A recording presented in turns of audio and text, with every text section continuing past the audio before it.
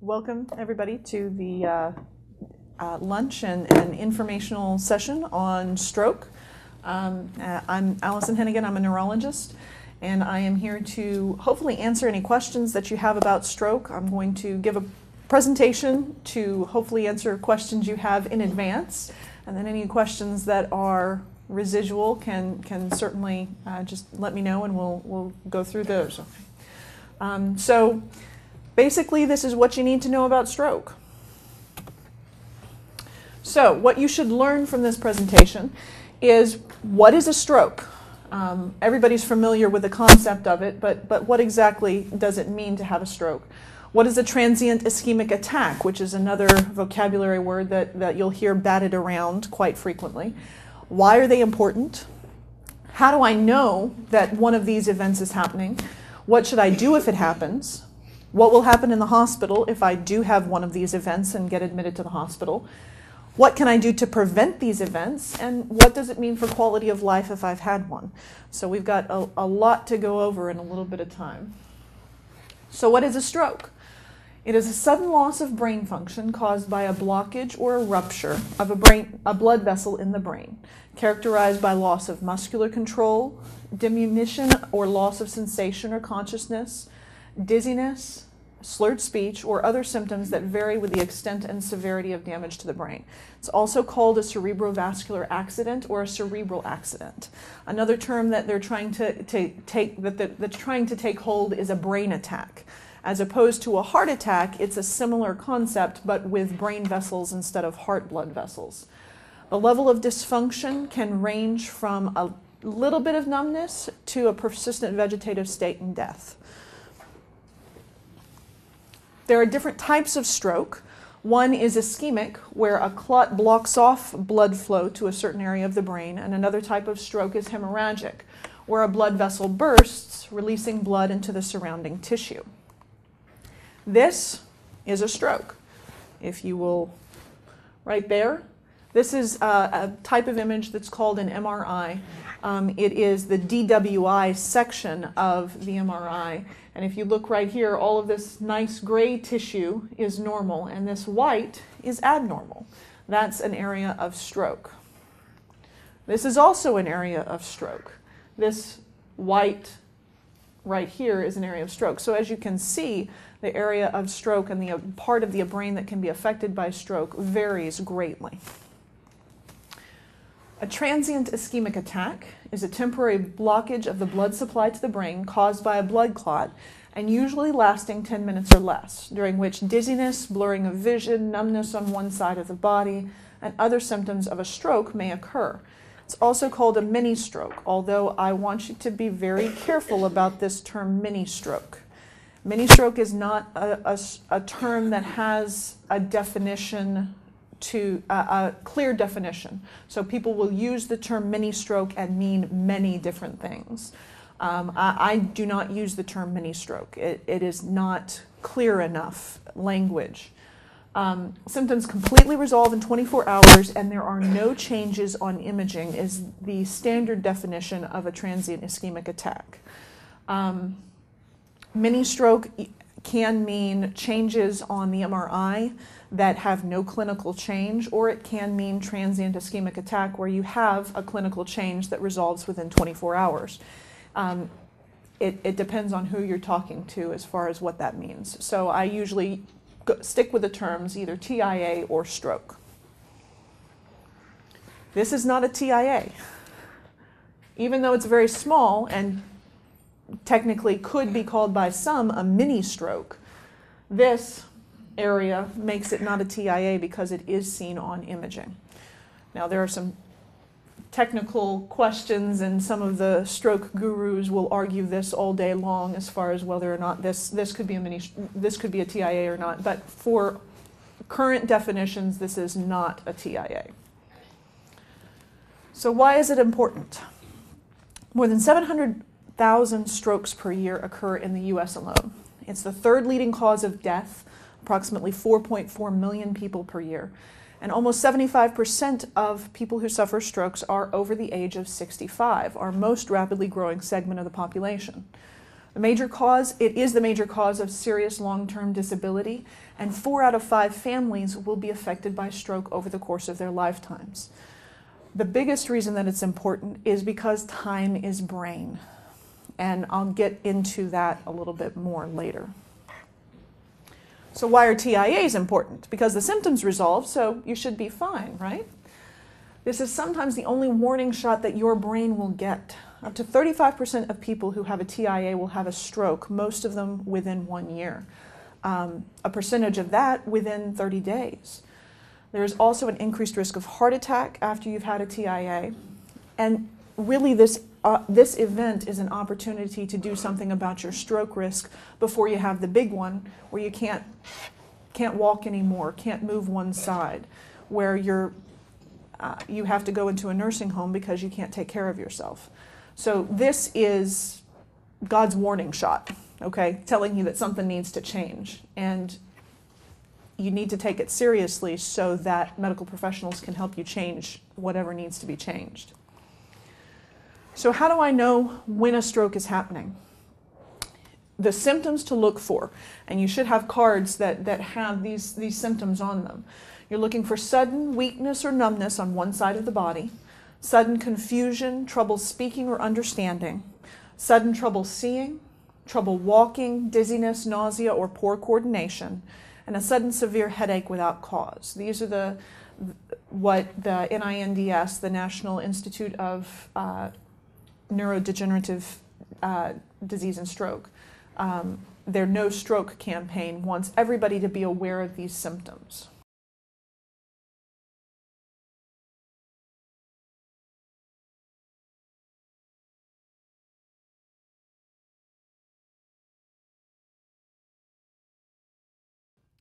The National Stroke Association has also come up with another fast way of judging whether or not somebody might be having a stroke. Look at their face, ask them to smile. Does it look like one side is lower than the other? Have the person hold their arms up, and does one fall down? Does one start to droop? Ask them to repeat a sentence or to say something to you, and are they having any slurring, difficulty understanding, or making sense? And the T in FAST is time. Time is brain. So what should I do if it happens? You need to make a note of the time the person was last normal. If you are sitting there and you see that all of a sudden they slump over and they start to become weak on one side, great. But all too often we have people who come in and say, oh, it started at 6 o'clock this morning when he woke up. Well, that's not necessarily the case. So if your loved one wakes up with symptoms, then we need to know what time you saw them before they went to bed and before they had symptoms the night before. But the time of onset is critical in stroke. The person who is having a stroke may not recognize symptoms and may think nothing is wrong. There are certain parts of the brain that when they're affected by stroke can lead to something called anosognosia, which is everything's fine. I can't see on the right side, I can't move my right side, but everything's fine. So the person who has not been affected by these symptoms needs to be the one to step forward and say, no, we need to get help. When these symptoms occur, if you are suspecting this, call 911. Do not wait for the symptoms to go away. And this comes back to the time is brain. Why the rush? Time is brain. There is one FDA-approved medication for acute ischemic stroke. You can only give it within 3 hours of stroke.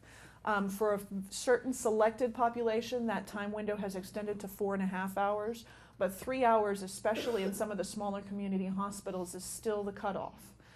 It cannot be given without a battery of tests in the emergency room that can take up to 2 hours. And so most people will suggest that if you think you have a stroke, you need to get to the emergency room within an hour of the onset of symptoms to have any chance of getting this medication. The sooner it is given, the better the chance of improvement. So there have been lots of studies, and I'll try to avoid some of the technical babble that sometimes comes with these charts. But just simply, this is onset to therapy, okay? So time of onset starts here, and then the onset until when you get the medication. And this is the chances of you doing well at 3 months, okay? So if you see, this is at 60 minutes after onset, and you come down and it just continues to go down. Anything less than 1 is not worth giving the medication because you're actually doing worse than you would without the medication. So right here is 3 hours, and this line is the average, but these are all the patients in that line. And so everyone did well within 3 hours, but beyond 3 hours, it starts to get questionable as to whether or not it's going to do any good, because there are risks associated with the medication as well. So get to the hospital, whatever you need to do. It takes a trained professional to distinguish between stroke and other things. It takes imaging to distinguish between an ischemic stroke and a hemorrhagic stroke. If you get this medication with a hemorrhagic stroke where there's blood already in your brain, it would make everything worse. We can only give it for an ischemic stroke, and we need a CAT scan to tell that. And so you need to get to the hospital as soon as possible so we can get a CAT scan and other blood work to determine whether or not you are a candidate for this particular medication. Even if symptoms are due to a TIA and they resolve within 10 minutes, go to the hospital anyway. Take the warning shot seriously. We'll do tests, we'll look for all of your stroke risk factors, and then we'll determine what needs to be changed, because this is a warning shot. This is something that there are things that need to be addressed. And again, time is brain. You're going to get so sick of hearing me say that. So, say you go to the hospital. What will happen while you're in the hospital? Well, first and foremost, we determine whether or not you're a candidate for TPA. Most emergency rooms are very adept at this determination at this point and can do that without neurological assistance. However, if it is determined that you are a candidate for TPA, a lot of times a neurologist will be called in to make the final call. When you get admitted to the hospital, I like to say that there are 2 paths that we take. First, we identify the risk factors, and second, we try to deal with whatever residual symptoms are left over. So risk factors, we'll do blood tests, check for high cholesterol, diabetes, any recent heart attacks. We'll do heart tests to check for blood clots that could have shot off into the brain.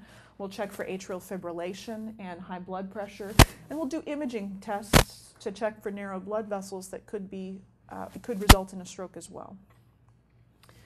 As far as recovery goes, for the first 24 hours at least, your blood pressure will allow your blood pressure to go a little bit higher than normal if it is an ischemic stroke. If it's a hemorrhagic stroke, we will control your blood pressure very, very carefully. We will check your blood sugar even if you don't have diabetes, because having high blood sugar during the first 24 hours after stroke is not a good thing. We will focus on therapies. Physical therapy, occupational therapy, and speech therapy are the keys to rehabilitation after a stroke. We will determine whether or not you're a candidate for rehabilitation and more intensive therapies, 3 hours a day. And we'll get nutrition involved and make sure that you're able to support yourself in a nutrition standpoint. Other things that sometimes happen, but not with everyone, there might be surgery required. Either surgery on the brain if the stroke is extensive enough, or if it's hemorrhagic and it's pressing on other parts of the brain, or surgery to look at the blood vessels and open up blood vessels that are clotted. Some people will require intubation and ventilation, where they put a tube down your throat to help you breathe. Some people will require a feeding tube, because a lot of times with stroke, the swallowing mechanisms are affected, and nutrition is hugely important to stroke, and so your body cannot recover if you can't get the appropriate nutrition. So if you're unable to swallow, then a temporary feeding tube might be the best option to help you recover from that stroke. And chances are you will have either new or changed medications, because we're trying to control all the risk factors we can. So who suffers from strokes? As I mentioned before, about 75% of patients are over 65, but that means that 25% of patients are under 65. Men are slightly more likely to have a stroke, but women are slightly more likely to die from stroke. African Americans are particularly susceptible. They have strokes at earlier ages and they're more likely to die from strokes. And people with heart disease are especially susceptible because when you have problems with the blood vessels of your heart, chances are there are problems with blood vessels in other places, like your brain, your legs, your arms, other things. So what can I do to prevent a stroke? Well, control your stroke risk factors. That's the biggest thing that you can do. Control high blood pressure, diabetes, quit smoking. Please, please quit smoking.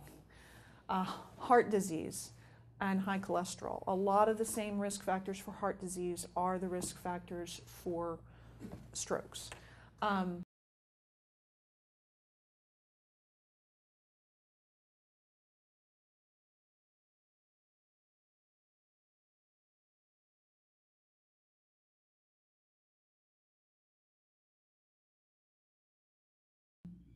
Probably the two biggest things that you can do are control high blood pressure and quit smoking. Those are huge, huge factors. Other risk factors that you cannot control. You might have a family history of an early stroke. You might have sickle cell or other blood disorders which lead to increased levels of clotting. You can't control your age and you can't control your sex. So those we just kind of deal with. And even if you control all your risk factors perfectly, there's still the chance of having a stroke. It's just a lower chance, and that's what we can ask for. So what does it mean for quality of life if I have had a stroke?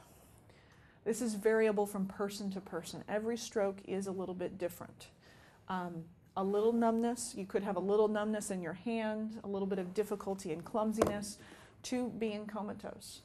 One of the things that I suggest for most people is that it's important to discuss with your family long before you get to this point long before you get to the point where you can't make a decision what you want for your life, okay? And what level of disability would be unacceptable to you. The statistics, which work very well for the studies, but don't necessarily, they can't predict a single patient's experience. In one study of stroke survivors over the age of 65, 30% needed assistance with walking, 26% needed assistance with daily activities like going to the bathroom, dressing themselves, balancing their checkbooks. 19% had trouble with language. 35% had feelings of depression, which is very common after both stroke and heart attack. 50% had some degree of weakness, and 26% became nursing home residents. So the bottom line is that stroke can happen to anyone. Your best chance of recovery is to know these signs, to know when a stroke is possibly happening, and to get to the hospital as soon as possible. Time is brain. Okay. Any questions? Did I go through that too fast? Sorry. Oh.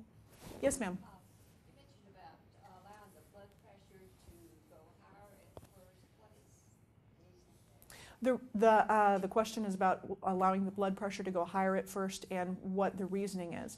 The idea behind ischemic stroke is that there's a blood vessel that is clotted off, and so a lot of times the body will naturally raise the blood pressure trying to get blood through that clotted vessel. And so we don't give you medicines to make your blood pressure higher, but we also don't try to lower it. What I usually will do in patients who have an ischemic stroke is I will say, do not treat blood pressure unless it's over 200 systolic. So the top number is over 200. Some people it's 220, some people it's 180. If you get the clot-busting medication TPA, then it's 180, because if the blood pressure goes too high, you have an increased risk of bleeding. But the idea is trying to open up those blood vessels and trying to perfuse through the smaller blood vessels that help the same area of brain. Okay. Yes, ma'am.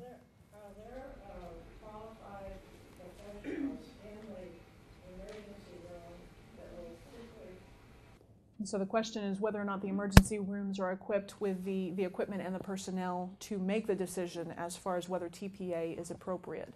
And I will be honest and say that we are working very hard to make sure that they are. We are working very hard to make sure that the emergency room personnel, especially in the communities, are responsive, that they understand what stroke is, that they understand what they need to do, and that they are more comfortable with the idea of giving this clot-busting medication. Because as I mentioned, it is a dangerous medication, and there is a long list of requirements that must be met before it can be given. And so everybody's a little bit nervous about giving it. But as I said, it's the one FDA-approved medication. I can't speak for every emergency room, unfortunately. I know that my interactions with the ETMC and Tyler is they definitely have the capability and definitely have the personnel who are able to make that decision. The key is getting, it's actually a little bit easier if you go through 911, because if you get EMS there, then EMS can make the assessment and say, hey, this is possibly a stroke, they need to be seen right away. And then you'll get kind of fast-tracked into, whereas if you walk into the emergency room, you're kind of put on the back burner just because it seems to be less urgent. So that's another reason to call 911 and not just drive yourself in. You're welcome. Yes, ma'am. Is there a possibility that you can, nervous strokes are usually on one side? So the question is whether or not a stroke can happen in the frontal lobe of the brain. It can certainly happen in the frontal lobe of the brain. It is uncommon for it to affect both frontal lobes at once. There's actually a right and a left frontal lobe. But there are some types of, let's say, normal variants of blood vessel physiology. So there are 4 large blood vessels that go up to the brain, 2 internal carotid arteries and 2 vertebral arteries.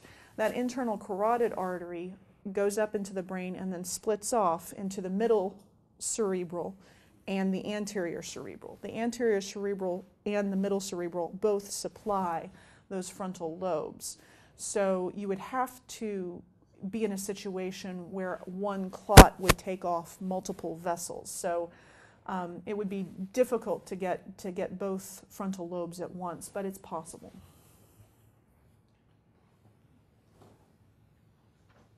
Any other questions?